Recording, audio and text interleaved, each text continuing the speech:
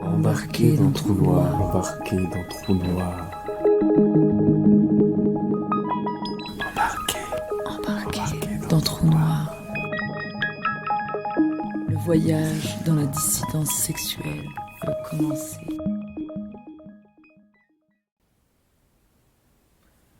La République des chiennes. Publié le 28 février 2020. Gilles Châtelet, 1944-1999, était un mathématicien et philosophe français. Homosexuel, il participe au Phare avec Guy Hocquenghem. On lui doit le pamphlet « Vivre et penser comme des porcs », édité aux éditions Exil en 1998, ou encore « Les animaux malades du consensus », aux éditions Ligne en 2010. D'où est extrait le texte suivant. Ce livre, publié juste avant qu'il ne se donne la mort, au début de juin 1999, était l'aboutissement d'une longue maturation, le fruit d'expériences, de rencontres, qui avaient nourri sa tendance naturelle à la révolte et aiguisé son esprit de résistance à toute forme de répression, politique, philosophique ou institutionnelle. Partout où l'irréductibilité vertigineuse et l'innocence du quelconque peuvent être mises à mal au nom du dogmatisme, de l'idéologie de la pensée et du système unique. Que veulent donc les chiennes ? Se demande l'opinion, toujours un peu débonnaire, toujours un peu agacée. Ah oui, elles veulent exister, elles veulent transmettre quelque chose, elles veulent se confectionner leur petite Shoah. Rassurons tout de suite les dames sondeuses de l'INSEE et les certifiés répéteurs en sociologie. Les chiennes n'ont rien à transmettre de père en fils et ne prétendent pas réclamer de traditions culturelles ancestrales, comme de vulgaires chasseurs de palombes. La République des chiennes n'est ni une entité biologique, ni une nation de pathologie psychologique, ou de bizarreries génériques ou psychochimiques. Serions-nous une tranche d'âge ?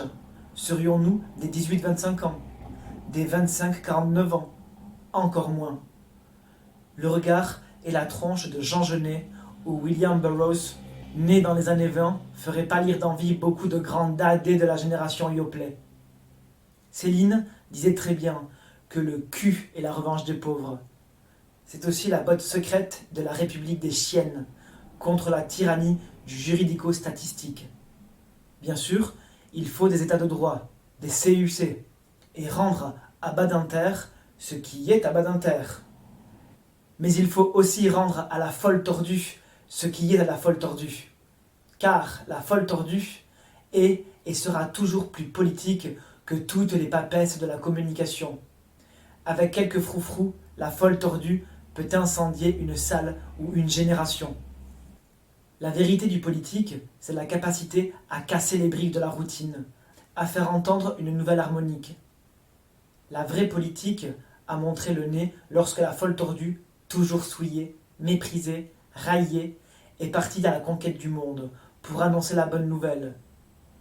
Ce que Kenneth Anger a osé à San Diego, ce que Genet a osé à Hambourg, des dizaines de millions de chiennes peuvent le faire aussi. Le temps est venu de la résurrection des corps. Une poignée de folles tordues avait réussi un miracle, donner du swing à la classe moyenne mondiale et transformer son troupeau de brebis pucelles et de louveteaux puceaux en joyeux barbares, en agiles soldats du plaisir. Que reste-t-il des chiennes ? Des crétins, politiciens cyniques et grassouillés du début des années 70 ? Bien peu de choses. Mais beaucoup se souviennent de nos folles tordues locales, de nos gasolines, de ces chiennes élégantes et libres, qui savaient, avant tout le monde, qu'une petite lingerie sur une croupe de beaux gars peut changer le monde comme le nez de Cléopâtre. Nous, les chiennes, ne sommes pas nostalgiques. Nous marchons la tête haute avec les puissances de l'éveil. La moyenne nous haït souvent, et c'est notre honneur. Nous n'existons pas en tremblant de ne pas ressembler aux autres. Nous sommes les vrais écologistes. Nous ne prenons pas notre plaisir à proliférer comme des lapins. Notre sexualité échappent à toute fonction. Ceux qui désespèrent souvent les curés, les rabbins, les pasteurs ou les natalistes. Nous ne sommes pas un troupeau agenouillé pour croire. Nous ne sommes ni de la chair à canon pour militaires, ni de la chair à bon choix pour les politiciens.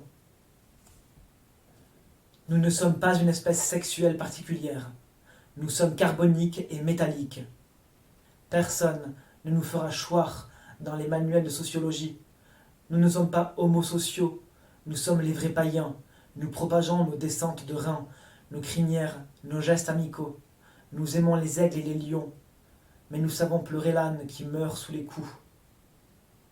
Nous hantons les raves, les parties fines et les bals du 14 juillet. Nous aimons les gueules populaires et les silhouettes aristocratiques.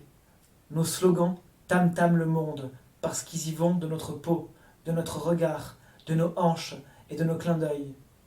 Nous sommes la multitude des bouches à oreille. Nous savons mettre la politique à portée de voix ou d'amour. Nous ensorcelons l'universel dans le singulier, la grande dimension dans la petite.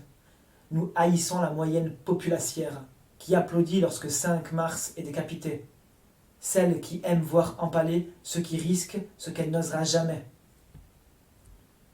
Depuis 15 ans, la moyenne ricane. Fini de rire les chiennes, voici venu le temps du repentir, sortez vos fouets. Mais cette fois, c'est pour de vrai. C'est pour faire pénitence. Elle accompagne l'abject carnaval de la misère et de la loi du grand marché mondial. Mais les chiennes ont du cran. Elles ressortent toujours des poubelles de l'histoire, qui regorgent de leur génie et de leur martyr. Salut à toi, Oscar Wilde. Salut à toi, Alan Turing, qui a brisé les cordes de la machine nazie. Salut à vous, Michel Foucault, Copy, Guy Hockenheim, qui ont désobéi aux tumeurs, au sarcome, au bacille, en écrivant jusqu'au bout. La mémoire des chiennes ne reste jamais coincée dans les tombeaux. Elle aime prendre feu. C'est une braise agile qui peut embraser la plaine lorsque les blonds épis sont mûrs. La République des chiennes ne doit pas s'éteindre et ne s'éteindra pas. Gilles Châtelet, 1974.